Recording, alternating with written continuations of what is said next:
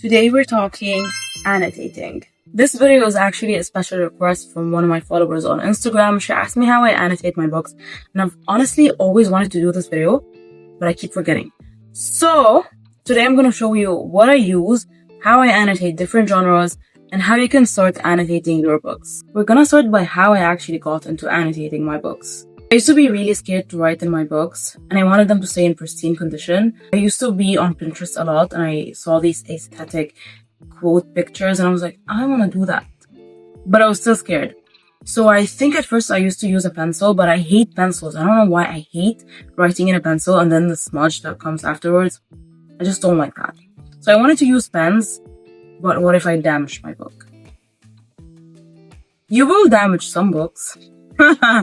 Not fully damage them, but sometimes I write something and I realize I don't really like how my handwriting looks, but then I'm like, just get over it. So now I can't actually read without annotating. Even thrillers, I have to write my theories. Even reading any book, I have to write in it. So now we're going to talk about tips to start annotating if you're scared. You can use a pencil or clear sticky notes. I used to use these if I want to draw in books or if I'm writing something that I think I'm going to remove later. For example, in the inheritance games, I wanted to draw the characters, but I wanted to draw it on the lines. And what if I hated that later? So instead, I added a clear sticky note and I drew on it. You can still see the text underneath. It's pretty cool. You have to wait for the ink to dry for a few minutes though, in order not to smudge the pages. And I've heard the argument, I hate my handwriting a lot. And you can just not write in books, but keep in mind that annotating is for memories and it's not a handwriting competition. So you can use only tabs. You can only tab passages that you like instead of also writing in the book, which is what I do sometimes when I feel like the passage is not important for me to actually write anything about it. I just want to keep it tabbed for later. So I just add a sticky tab and that's it. Now I'm going to show you everything I actually use for annotating my books. So obviously black pens. I used to use blue pens at first, but then I hated it later on. I also use glittery pens, but I can't find them anywhere. To like circle words to enhance how the quote looks. Second thing I use, which are the most important, are my pastel highlighters, which don't bleed. I do have some pastel highlighters that bleed, so test them out on the last page if you're scared they're gonna bleed. Look at how cute their colors are, but sometimes I remove the brand by acetone. So thank God I didn't remove it off of these. So this is the brand. They also make these highlighters, which also don't bleed. They also make these ones, which also don't bleed, but they're not my favorite. These mini ones also don't bleed. This brand also doesn't bleed. These ones look like lipstick and I really like them. They also don't bleed, but they are darker on the page than other highlighters. And these ones I have mixed feelings about. They bleed a lot at first and then they don't. But I really like the colors, so I do have this in gray and I'm obsessed with the gray one, but it did bleed at first. Not that bad, but enough for me to stop using it for a while. You can also find these. I think you can find these on Shein. Don't really like them that much. The ink in them dries out really fast, so that's my only issue.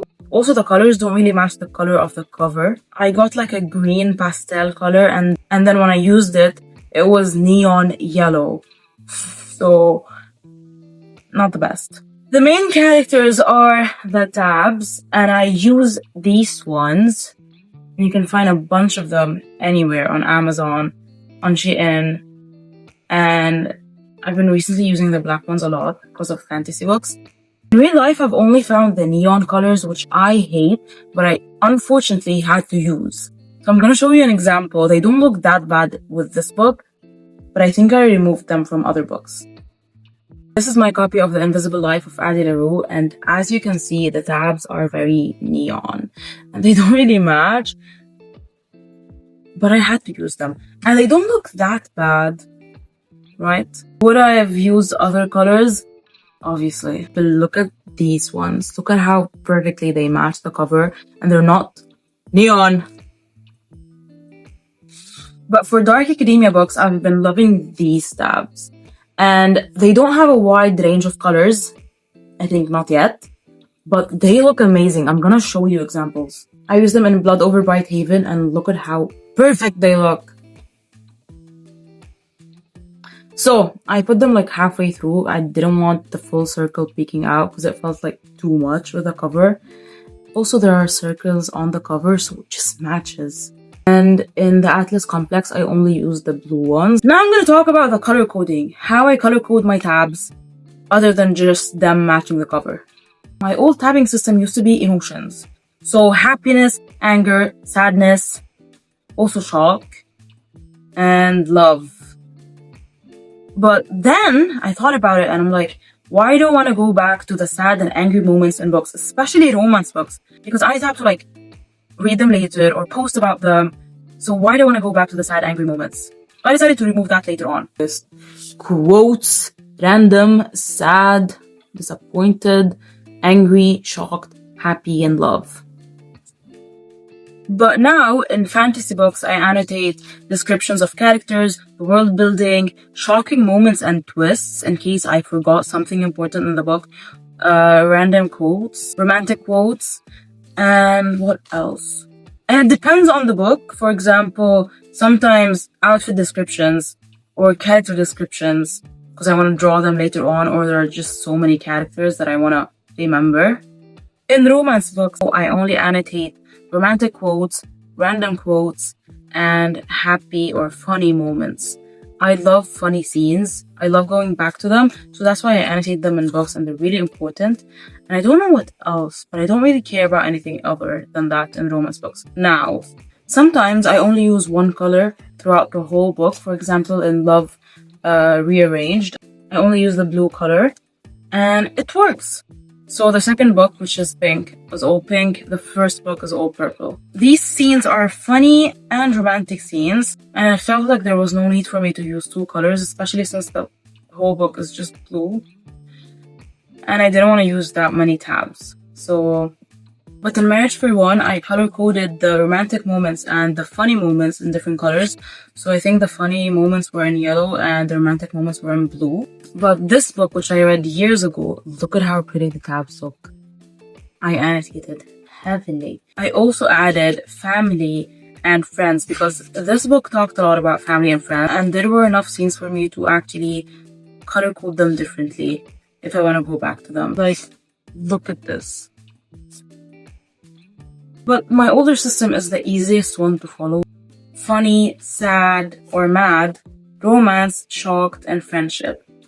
It's just very easy, and you can use 5 tabs, so 5 colors off the cover matches perfectly. This is how these tabs look. Another part of annotating is drawing in books. And I love to draw in books, but it's highly time consuming. So now I rarely do it, but when I'm in the mood, I love to draw on every single page if I can. I'm going to show you some of my drawings in A Novel Love Story because I drew too much in this book.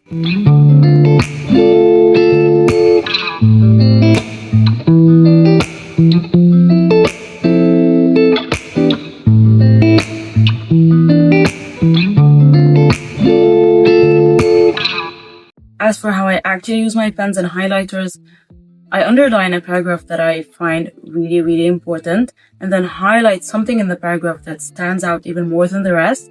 And if something's even more important, then I circle it with a glittery pen. So this is just my thing, and you can just go with the flow and do whatever you want. You can just underline and not highlight. You can highlight and not underline.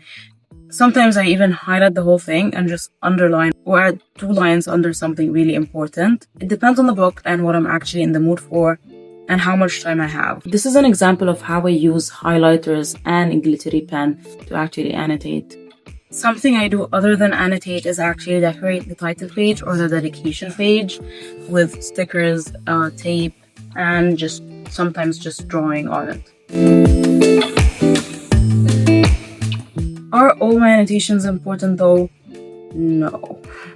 Sometimes I just write my reactions, like gasp, screaming, what. So they're like really simple. I just like writing in books and I love flipping through them later on. So if you want to start annotating, start annotating.